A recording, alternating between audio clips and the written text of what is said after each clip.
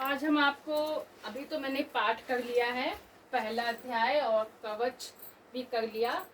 अब मैं आपको माता रानी की तारा रानी की कथा सुनाऊंगी। जो माता रानी की मतलब कथा थी, माता के जगराते में महारानी तारा देवी की कथा कहने सुनने की परंपरा प्राचीन काल से चली आई है। बिना इस कथा के जागरण को संपूर्ण नहीं माना जाता है। माता के प्रत्येक जागरण में इसको सम्मिलित करने का परंपरागत विधान है। इस कलयुग में इस शक्ति की पूजा से ही भक्तों के मन की मनोकामना पूर्ण होती है और मन को शांति मिलती है। कथा इस प्रकार है। महाराज दक्ष की दो पुत्रियां तारा देवी और रुक्मण भागवती दुर्गा जी की भक्ति में अटूट विश्वास रखती थी। दोनों बहनें नियम पूर्वक एकादशी का व्रत किया करती थी। माता के जागरण में प्रेम के साथ कीर्तन योग कथा कहा और सुना करती थी। एकादशी के दिन एक बार भूल से छोटी बहन रुक्मण ने मांसाहार कर लिया, मतलब मांस खा लिया।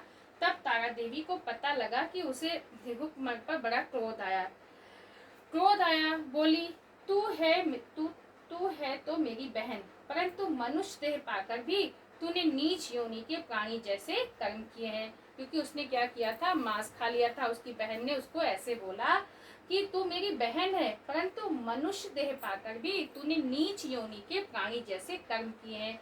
तू तो छिपकली बनने योग्य है। बड़ी बहन के मुख से निकले शब्दों को रुक्मण ने शिरोधार्य कर लिया और साथ ही प्रायश्चित का उपाय पूछा। तारा ने कहा, त्याग और परोपकार से सब पाप छूट जाते हैं। जब हम अपने जीवन में त्याग और परोपकार करते हैं तो उससे हमारे जो पाप है ना, वो सारे छूट जाते हैं। दूसरे जन्म में तारा देवी इंद्रलोक की अप्सराएं बनी और छोटी बहन रुक्मण छिपकली योनि में प्रायश्चित का अवसर ढूंढने लगी। मतलब उसने कहा, मैं कैसे प्रायश्चित करूं? तो उसने सोचा कि अगली योनि में क्या बनूंगी, मैं छिपकली, और उसी से मैं प्रायश्चित का अवसर जो है वो ढूंढने लगी। द्वापर युग में जब पांडवों ने अश्वमेध यज्ञ किया, तब उन्होंने दूत भेजकर दुर्वासा ऋषि सहित 33 करोड़ देवताओं का निमंत्रण दिया। तब दूत दुर्वासा ऋषि के साथ पर निमंत्रण लेकर आए तो दुर्वासा ऋषि बोले, यदि 33 करोड़ देवता उस यज्ञ में भाग लेंगे तो मैं उनसे सम्मिलित नहीं हो सकता। दूत 33 करोड़ देवताओं का निमंत्रण देकर वापिस पहुंचा और दुर्वासा ऋषि का वृतांत पांडवों को कह सुनाया कि वह सब देवताओं को बुलाने के कारण नहीं आवेंगे। यज्ञ आरंभ हुआ। 33 करोड़ देवता यज्ञ में भाग लेने आए। उन्होंने दुर्वासा ऋषि जी को न देखकर पांडवों से पूछा कि ऋषि को क्यों नहीं बुलाया। इस पर पांडवों ने नम्रता सहित उत्तर दिया कि निमंत्रण भेजा था, परंतु वह अहंकार के कारण नहीं आए। यज्ञ में पूजन हवन आदि समाप्त हुए। भोजन के लिए भंडार की तैयारी होने लगी। दुर्वासा ऋषि ने देखा कि पांडवों ने उनकी उपेक्षा कर दी है, तो उन्होंने क्रोध करके पक्षी का रूप धारण किया। चोंच में सर्प लेकर भंडारे में फेंक दिया। इसका किसी को कुछ भी पता नहीं चला। वह सर्प खीर की कढ़ाई में गिरकर छिप गया। एक छिपकली जो पिछले जन्म में तारा देवी की छोटी बहन थी तथा बहन के शब्दों को शिरोधार्य कर इस जन्म में छिपकली बनी। सर्प का भंडारे में गिरना देख रही थी। उसने त्याग और परोपकार की शिक्षा अब तक याद थी। वह छिपकली घर की दीवार पर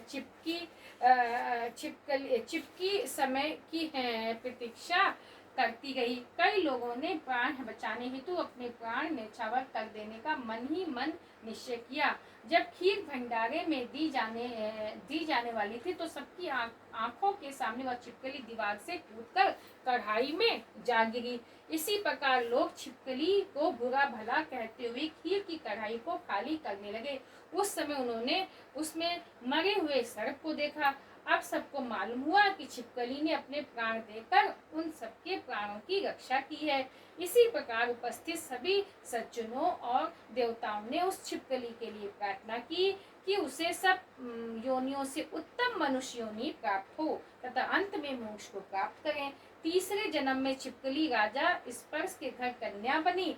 दूसरी बहन तारा देवी ने फिर मनुष्य का जन्म लेकर तारामती नाम से अयोध्या के प्रतापी राजा हरिश्चंद्र के साथ